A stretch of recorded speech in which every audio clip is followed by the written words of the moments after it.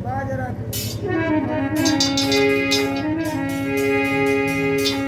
राम नाम नदिया गम बही जाए, जामे कोई कोई नहाए, जामे कोई कोई नहाए। देखो बोलो सब लोग, ये भगवान का नाम है। देखो हम आप लोगों को एक बात बताते हैं, मीरा जो थी कितने अच्छे घराने की थी, लेकिन उन्हें भगवान कन्हैया से प्रेम था। एक साधु दरवाजे पर आए, साधु के पास में एक कन्हैया जी की मूर्ति थी, लेकिन मीरा जी ने जब ठाकुर जी की मूर्ति को देखा, कहने लगी महात्मा जी से, महात्मा जी ये मूर्ति आप मुझे दे दो। लेकिन उस महात्मा ने इनकार कर दिया कि मीरा ये मूर्ति मैं तुम्हें नहीं दे सकता। भगवान कन्हैया सपने में आए, उस महात्मा से कहा सुनो, जो हमारी प्रतिमा तुम्हारे पास है ना, वो मीरा को दे दो। उस साधु के कहने पर, भगवान के कहने पर उस साधु ने उस प्रतिमा को मीरा को दे दिया, और तभी से मीरा गोविंद का गुण गाने लगी। और ऐसा ही नहीं, उन्हें वरदान भी लगा हुआ था। मेरे प्रिय भक्तों, अगर वही मीरा शर्म करती, जैसे लोग जो भगवान की भक्ति करता है, भगवान का नाम लेता है, उसको भगवान का नाम लेने में बिल्कुल भी शर्म नहीं लगती है। लोग एक दूसरे के बारे में बुराइयां करते हैं, भला बुरा कहते हैं, उसको कहने में शर्म नहीं लगती, लेकिन भगवान का नाम लेने में शर्म लगती है। धिक्कार है ऐसे लोगों पर, ऐसा हम नहीं कहते हैं, बड़े बड़े विद्वान कहते हैं। लोग देखो तिलक लगाने में शर्म करते हैं, लेकिन ये क्या जमाना आ गया मेरे प्रिय भक्तों। सब हमारा देश जो है ना, किसी समय सोने की चिड़िया कहा जाता था, लेकिन बताया गया शास्त्री जी, हाँ हमो परीक्षित महाराज कतई शर्म ना करते, बहुत बहुत लंबी तिलक लगा होता है। देख ले कहाँ लोग दिखावा।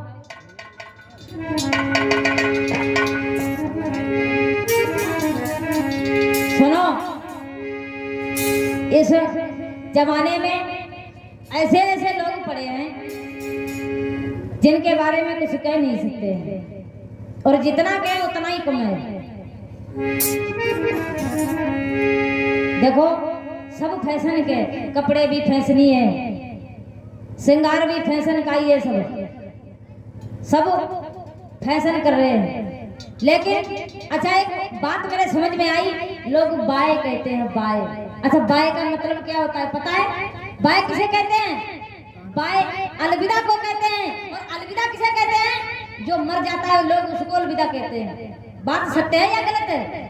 बोलो। मत करियो कोई।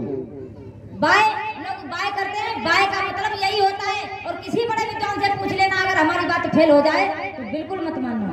बाय का मतलब होता है अलविदा, और अलविदा लोग उसे कहते हैं जो मर जाता है। हाँ, सबसे अच्छा तो मुझे यही लगा, नमस्ते करो या राधे राधे करो या राम राम करो, सबसे अच्छी बात है। लेकिन ये बाय और हाय वाला शब्द मुझे बहुत बेकार लगा। अब बाय छोड़ो, हाय शुरू करते हो। सुनो मेरी बात, एक ही बात मेरे समझ में आई कि जब से फैशन चलो विदेशी और नाच देश का कर डाला, और पढ़े लिखे कुछ भी नहीं पर इंग्लिश में बोले लाला।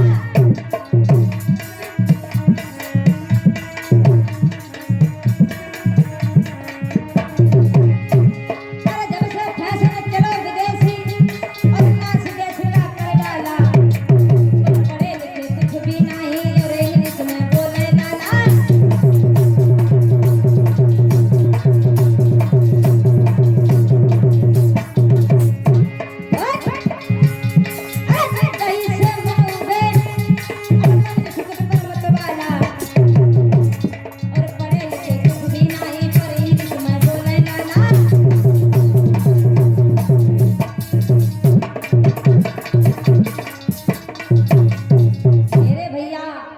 बताया गया इस जमाने की हालत क्या कहें। और एक बात बताएं आप लोगों को, जमाने को खराब हमें और आप लोगों ने किया है, कोई दूसरा नहीं आया है। क्योंकि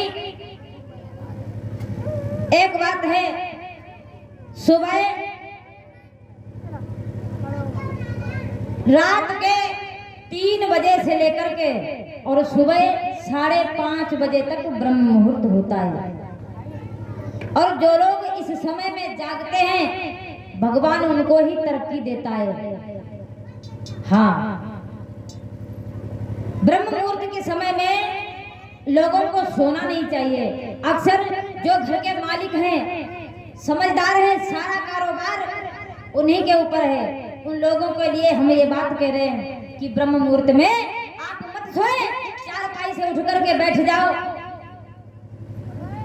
भगवान का नाम लो, झाड़ू लगाओ, झाड़ू लगाने के बाद में अपने घर का कामकाज देखो, उसको करने के बाद में स्नान ध्यान करो, भगवान की पूजा करो, उनका भजन करो और इसके बाद में अपने आगे का काम देखो। लेकिन कुछ संत लोग कहते हैं कि जो लोग ब्रह्म मुहूर्त के समय में जागते हैं उनके शरीर में बीमारी नहीं लगती है, कोई रोग नहीं लगता है। और जो लोग 8-8, 9-9 बजे तक खटिया पे धरे रहते हैं ना, उनके शरीर में आपने देखा होगा डॉक्टर के पास में ऐसी ऐसी पुटलियां बन जाती हैं दवाई की। हाँ, खा के वो दवाई को परेशान हो जाते हैं। ऐसा हम नहीं कह रहे हैं, आप लोगों ने शायद सुना होगा, हम तो कोई छोटे से तुच्छ प्राणी हैं, हम कोई ज्यादा बड़ी बात नहीं करते हैं। क्योंकि जब हम लोग बाहर तीर्थ यात्रा पर जाते हैं तो बड़ी अच्छी अच्छी बातें बताई जाती हैं, बड़े सुंदर सुंदर प्रवचन सुनाए जाते हैं। लेकिन अब वहां तुम प्रवचन सुनो और घर में आए कि तुम फिर वही कर्म करो तो कोई फायदा नहीं। हाँ, कोई फायदा नहीं। अगर किसी के कहने से तुम्हारे अंदर कुछ गुण आ जाए, कुछ समझ जाए, तब तो अच्छा है, और तुम जैसे के तैसे ही बने रहो तो फिर कोई फायदा नहीं है। जब से सुधर जाओ तब से ही सही है। बड़ा वृंदावन बिहारी लाल की।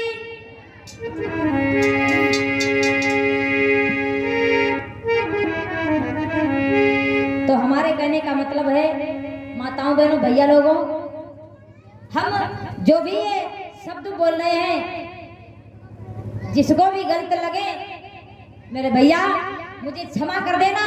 क्योंकि कुछ लड़कियां ऐसी कथावाचक हैं, ऐसे ऐसे शास्त्री पढ़े जिनको अभी ये नहीं मालूम है कि व्यास मंच की मान मर्यादा क्या होती है। इस पर बैठ करके पता है व्यास मंच किसका है? व्यास मंच सुखदेव जी का है। सुखदेव जी किसके पुत्र हैं? व्यास जी के। और व्यास जी किसके पुत्र हैं? ऋषि पाराशर के। लेकिन जो व्यास मंच की मान मर्यादा है, उस मान मर्यादा में रहो तभी तो अच्छा है। आजकल YouTube खोल के देखो, पता नहीं कितनी कॉल रिकॉर्डिंग वायरल हो रही है। ये क्या है? तुम अपने देश को बनाने का काम कर रहे हो या बिगाड़ने का?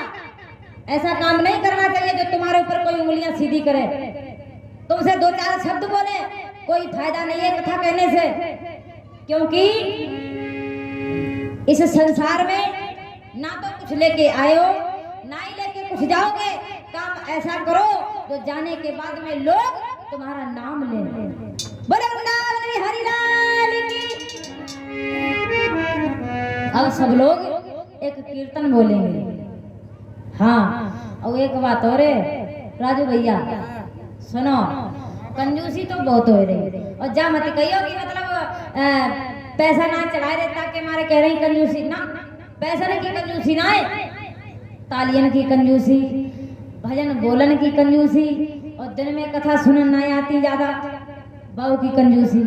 जब कंजूसी बताए रहे पैसा ना कह दूं का शर्म लगा गई तुम्हारे? नहीं भाई भैया, हम तो नहीं कहेंगे, तुम कहो तो कंजूसी मत दिखाओ। कीर्तन बोलो मेरे साथ में, तुम्हें सब लोगों को अपने अपने पड़ोसी की कसम है। हाँ, और देखे रहियो कौन किसको ज्यादा चाहता है। बोले गोविंद भगवान की। ये तो सब हास्य रस की बातें हैं, क्योंकि इस दुनिया में मेरे प्रिय भक्तों सिर्फ लोग जो प्रेम से बातें करते हैं, हंसते हैं, उनका वही छूट जाता है। लेकिन समझदारी की बात है, सबसे एक दोहा है बड़ा सुंदर, बताएंगे आप लोगों को। तब तक एक कीर्तन कि राम नाम नदी आय गम बही जाए, जाने कोई कोई ना।